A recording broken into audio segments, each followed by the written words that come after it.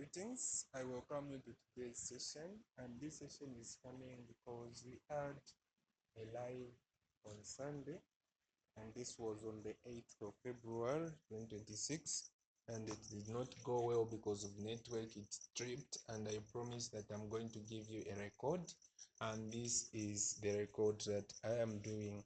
So I'm going to be a little bit quick because this should take an hour, but I will not really take that time because I don't want it to be too long. But if you have a lot of questions about it or any question about it, I may be able to respond to your questions. So today we're going to talk about vital signs and clinical interpretations. Vital signs and clinical interpretation. My name is Patrick Nkemba, a diploma holder in clinical medicine general, that is CMG that you've seen there. In short, I'm a clinical officer by profession.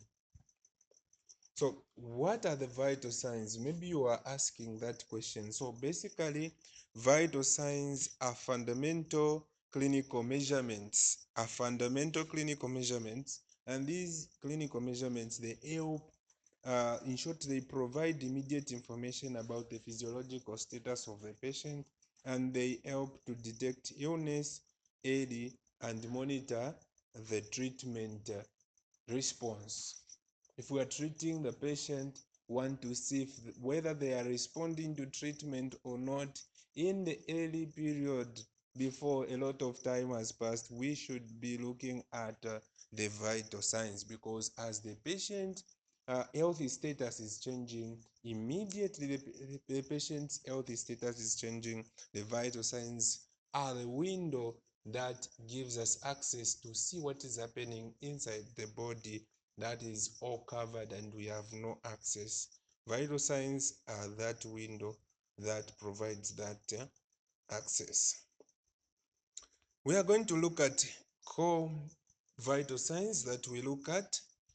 Core vital signs that we look at whenever we meet a patient for the first time. We look at the body temperature, then the blood pressure, the pulse rate, the heart rate, as well as the oxygen saturations.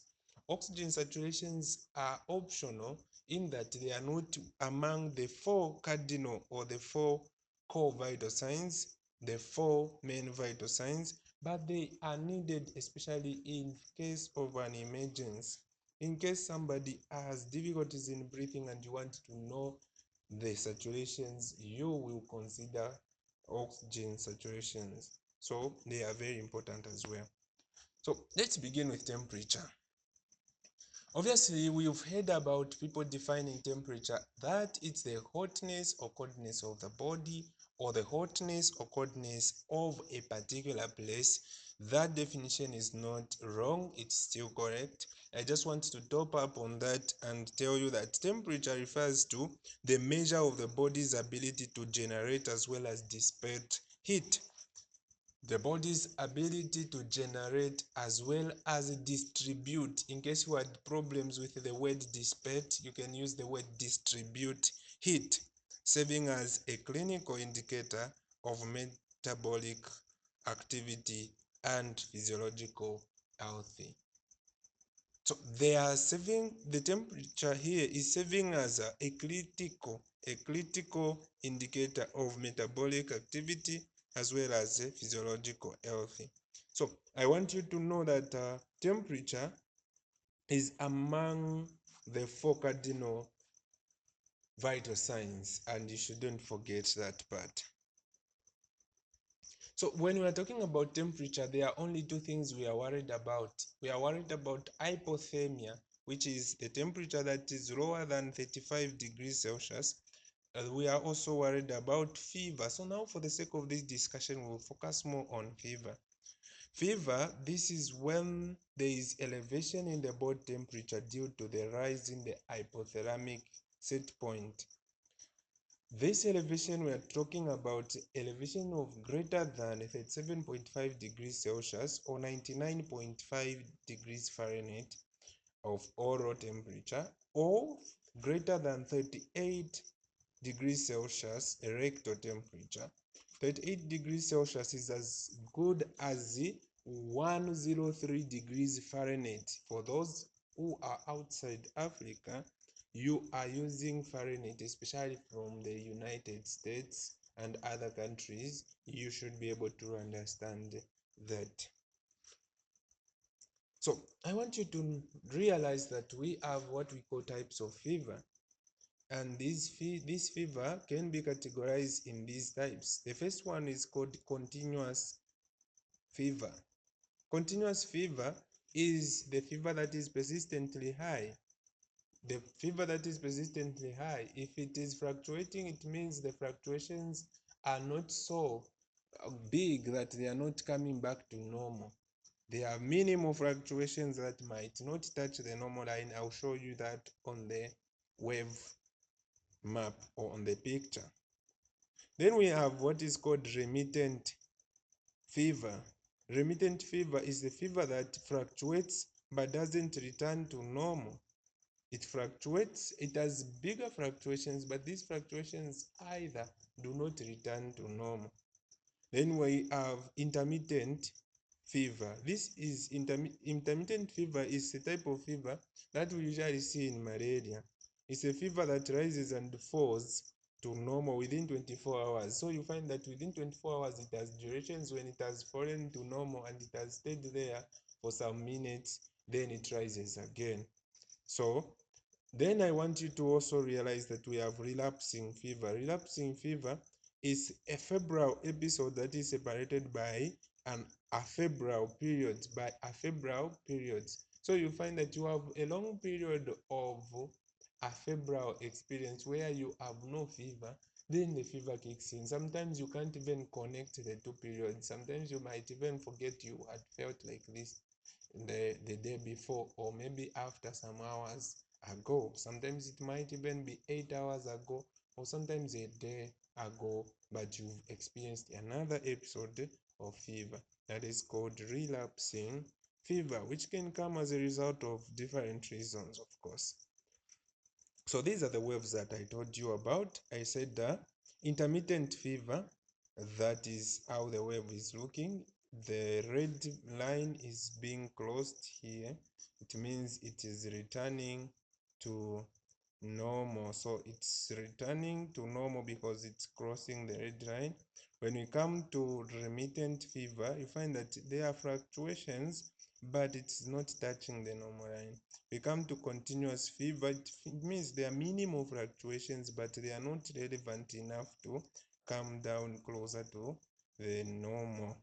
Then we come to relapsing fever, and in relapsing fever, we are finding that there are bigger parts where the line has stayed at normal and below normal, and the lines, when the line has risen up and it is beyond or above the normal. So it has two episodes. We have episodes of fever and episodes that we call afebrile episodes. We have febrile as well as afebrile episodes that there. Thank you. Hope you have understood. If you have any question, feel free to comment or ask in the group. So the other thing I want us to look at is the grading of fever. In fever, we have what is called low grade fever. This is the fever that is 37.5 to 38 degrees Celsius. This is called low grade fever.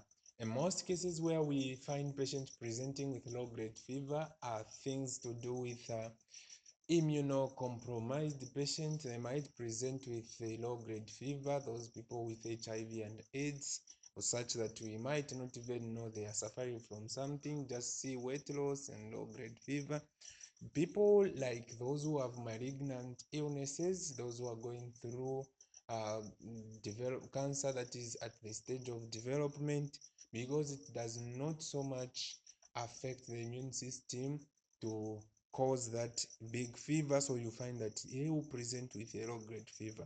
Moderate fever, this is the fever that is between 38.1 to 39.0. High-grade fever, this is the fever that is 39.1 to 40.0 degrees Celsius, and any fever that is above 40 degrees Celsius, in short 41 degrees Celsius and above, we call it hyperpyrexia.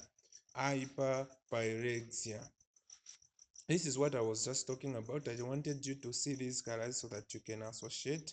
Any fever that is above 41 degrees Celsius is called hyperpyrexia. I know you are not able to understand the language that is here, but it's what I've already explained. But colors will help you remember, because red, it means your patient is in danger. Then blue, it means there is what is called hyperthermia, a temperature that is less than 35 degrees Celsius. The only time you should feel good is when the temperature is at green. So causes of fever, we have a lot of things that may cause fever. The first thing is infections. Infections, for example, thyroid, typhoid fever. Sorry, not thyroid, typhoid fever. Typhoid fever, which is caused by Salmonella typhi or Salmonella paratyphi. This is going to present with fever. Malaria itself is going to present with intermittent fever and other infections that I might not explain. And we understand that infections are categorized into bacterial infections, viral infections, fungal infection, or parasitic infection. Parasitic infection, depending on the lecturer who taught you. Some of us, we might be taught parasitic, some of us, we might be taught parasitic, but the thing is, we have that category of infections. Some of the causes of fever is inflammation. When there is inflammation, because of the inflammatory cytokines that are going to be recruited, because of the recruitment of the immune system, fever is going to come into play. I'll be able to talk about that much on the pathophysiology of fever. So malignancy is one of the causes of fever, and I was able to mention that as one of the examples of the causes of low-grade fever. Then adverse effect of drugs. So fever can come as an adverse effect of particular drugs. Trauma can cause fever because trauma is associated with inflammation. The pathophysiology of fever is simple because of maybe the recruitment of the immune system. When there is any injury, whether internal or external injury, it's going to lead to what is called pyrogens. These pyrogens, we can call them inflammatory cytokines. This recruitment will lead to the release of what are called PGE. So maybe you can understand better when you come to this image, which is starting from introduction of exogenous pyrogen, and this is leading to the tissue damage, monocyte activity leading to the production of endogenous pyrogen such as interleukin 1, interleukin 6, tumor necrosis factor, and interferon gamma. Interferon gamma, we should understand that they are always, or they are released when there is a viral infection. So they will cause fever in a viral infection. So but we have to understand that these are what are leading to this process. Then this will stimulate the production of prostaglandins. This is what is called DPEG2, prostaglandin 2. Then these prostaglandins are the ones that will lead to the change of the hypothalamus. They will lead to the hypothalamus to reset the normal range, because the hypothalamus works like a thermostat. So when there is a lot of prostaglandins, it's going to change the normal range at which it is going to be regulating temperature. So it will allow the temperatures to rise. And which ways are they going to rise? I hope you remember homeostasis in your grade 11, grade 12 there, depending on your science teacher's stream of work. You have learned that homeostasis is the maintenance and regulation of the internal body temperature and internal body environment, and one of the regulators of body temperature was the hypothalamus, according to our teacher. So looking at that, you find that For somebody to be able to regulate, you find that they will have what is called they'll have what is called they'll have vasal constriction to make sure that less blood is passing on the surface of the skin to minimize on the heat loss, and they will start shivering. Shivering is a way of muscles generating more heat. So in short, the generation of heat as well as the conservation of heat is going to be altered in order to make sure that more heat is conserved and is kept in the body. That is a mechanism that is meant to support the body so that it does not suffer harm from illness. But this mechanism that is meant to support you, it ends up harming you, because when the temperature begins to go more than 40 degrees Celsius, it means your enzymes cannot function, they will denature. So the fever that was meant to help you fight infection, it begins to support your death because the enzymes will denature. And that's why we give antipyrexic medication. Antipyrexic medications, they are there to reduce the fever so that the immune system does not end up killing the patient that it is meant to support or to help. The other vital sign is BP. BP, we can say blood pressure. This is the force that is exerted by the blood that is passing in the arteries. So as the blood is passing in the arteries, in the veins, or let me just say in the blood vessels, there is the force that they exert on the lining of these blood vessels, that is called blood pressure. This blood pressure is coming as a result of cardiac output, as the result of the vascular resistance, as the result of RAS activation.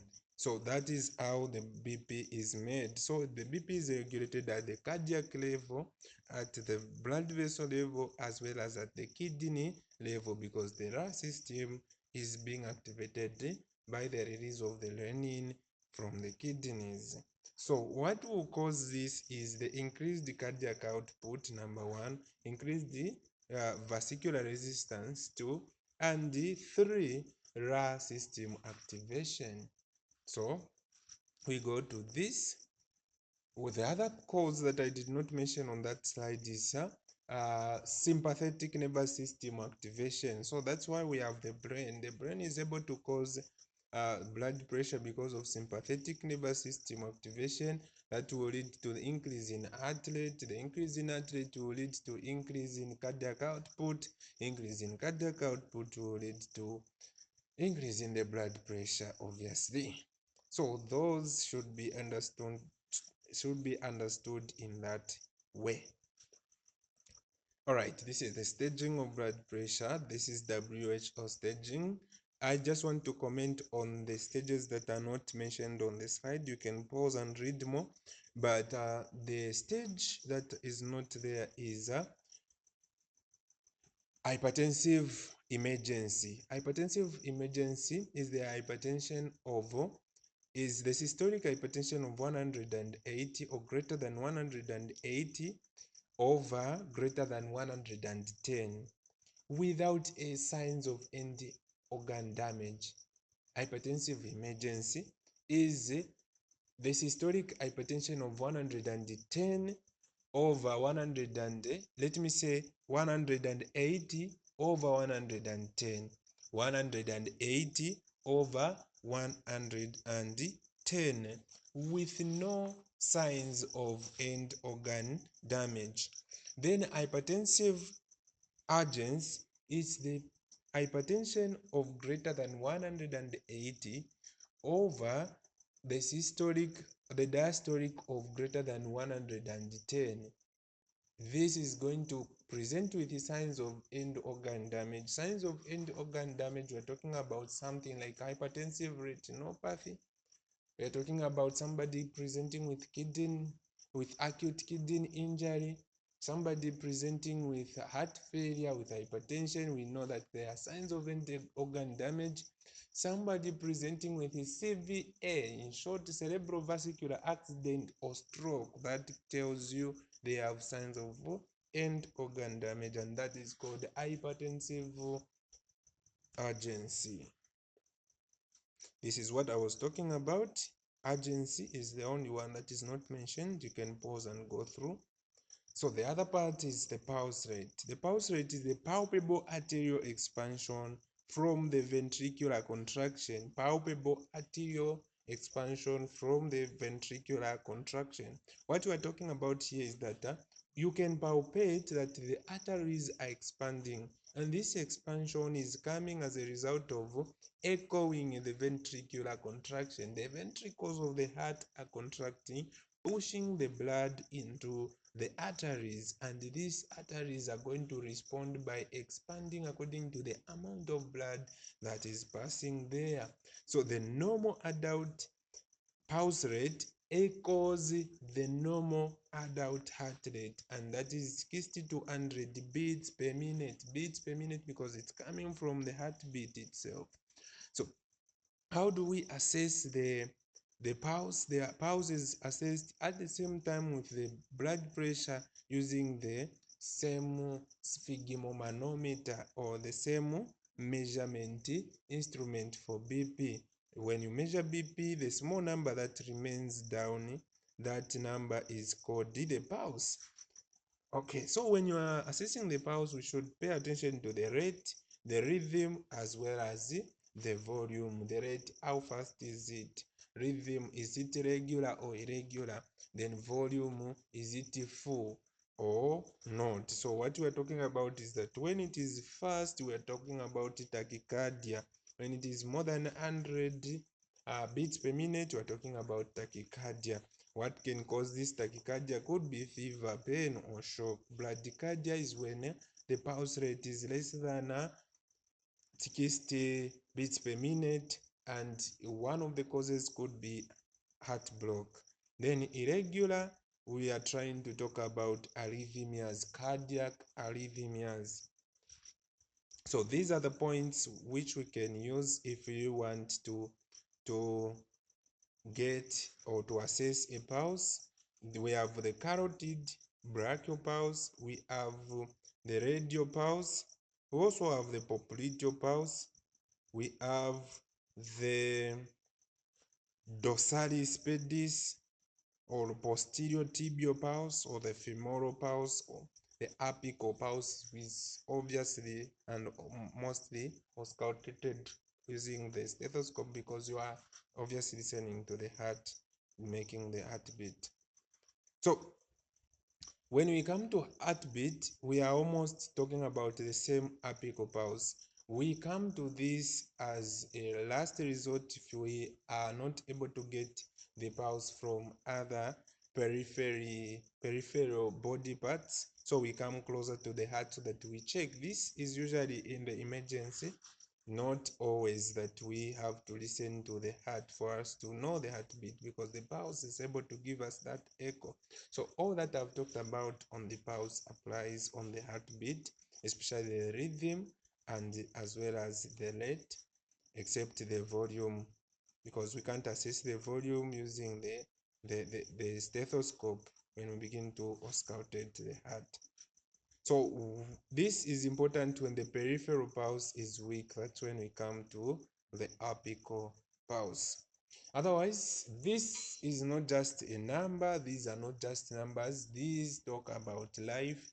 Knowing and being able to interpret these numbers that we've talked about here is going to be able to help you to save a life somewhere. Somebody's life depends on your knowledge, and be able to understand that temperature is not just a number. Someone can die because of the temperature that is greater than 41 degrees Celsius, and somebody can die because the temperature is less than 35 degrees Celsius, which is called hypothermia. So it's caused to us to be able to stand and not just take these vital signs as one of the routine investigations, but take them as serious as they are, because these are trying to show us what is happening to the patient. One of the things I never talked about in this slide, and I can comment on them, is Oxygen saturations are trying to tell us that the blood that is reaching the peripheral is able to deliver the oxygen. Sometimes oxygen saturations, they reflect the functions of the lungs. So in short, they are reflecting whether oxygen is being absorbed by blood at the level of the lungs and whether it is being delivered to the peripheral.